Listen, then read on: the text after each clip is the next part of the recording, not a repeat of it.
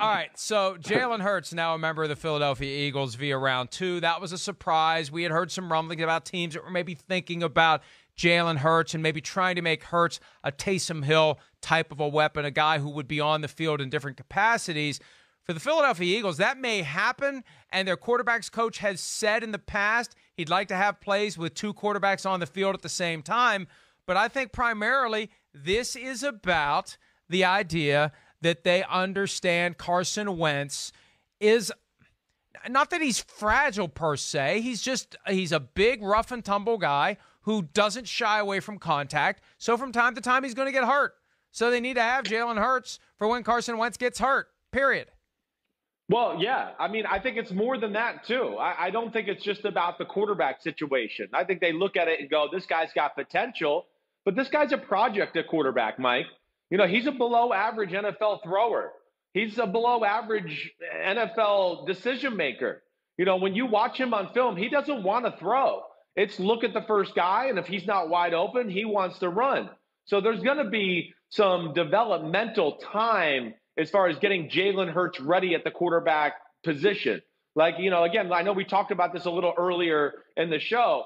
I don't think here in year one, if Carson Wentz was going to get dinged up or something like that, had a hurt ankle and had to miss a game, I don't think they're looking at Jalen Hurts to be the backup this year.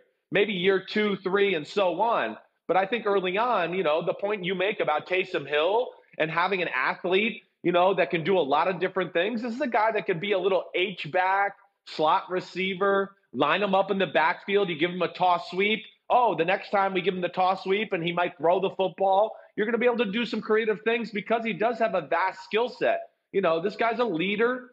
He loves football, and he is strong and tough and played a big-time program. So I think the value is there. I think the quarterback thing is a little ways down the road, just like we saw with the Saints and Taysom Hill. There's going to be some development, you know, go on with this guy all around at the position. He needs some polish for sure.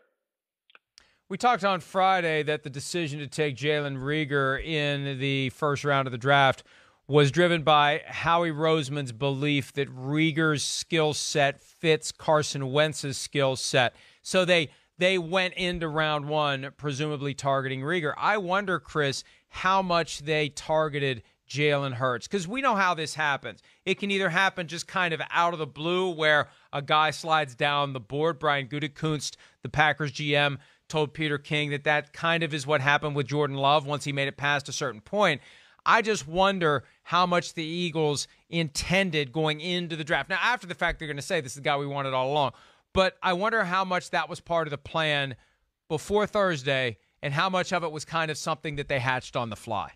Yeah, I got to think that it was something that was part of the plan. I don't think you draft this type of guy as far as Jalen Hurts is concerned without knowing, you know, you're going into it with like a little circle around him going, man, if he's there at the right spot, we want to take this football player because we have a plan for him. You know, I don't think this is totally just about, hey, we're going to draft a quarterback and see what kind of, you know, see what he develops into, and maybe he could be a great, you know, asset for our organization in the future. So, you know, this helps Carson Wentz, certainly. You know, I guess the thing I look at with both of these things is, you know, I wonder how long Jalen Hurts would have been on the board. You know, Jalen Reagor at 21, man, I didn't love that pick, as you know. I mean, I don't like any receivers drafted in the top first round where I ran a faster 5-10-5 and almost ran a faster 3-cone drill, and it's that guy's job in life to change directions and do those things. You know, there's some serious flaws there. So, you know, I know Howie Roseman talked about us at the Combine, how we were going to support Carson Wentz. We want to get players around Carson Wentz. You know, I don't know. I'm a little underwhelmed to this point in this offseason about the support they've given Carson Wentz. So, you know, I like it, but it seems like to me they're just going, hey, Carson, we saw you carry the team last year with not a lot of talent. We'll give you a little bit more, but we want you to carry the team once again. And I we'll see if that's realistic or not. I do think Wentz is very talented and capable of doing that type of stuff. You know, I think back 12 years now to when the Dolphins hatched the whole Wildcat thing on the Patriots in 2008.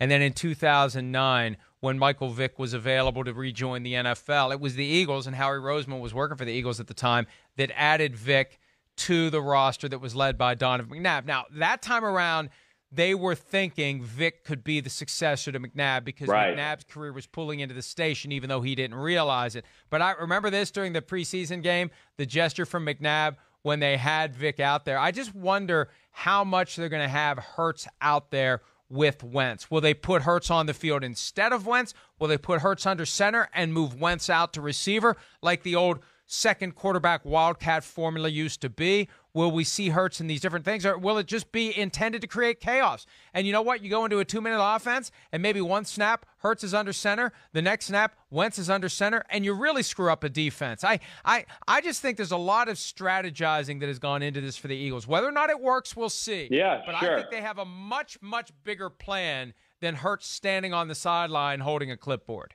I agree. That's why I don't think it's about I've heard too many people go like, ooh, should Carson Wentz feel threatened? No, it's not about that. Him.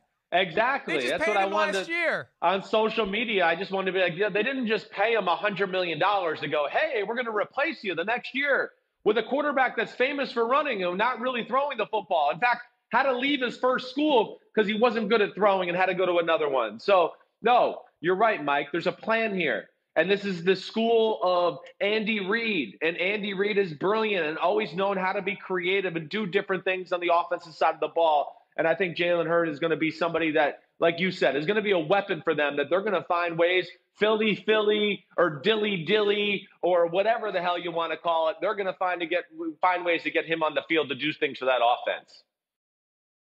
Hi, I'm Mike Tirico, and thanks for watching. Make sure to hit subscribe for the latest news and highlights from NBC Sports.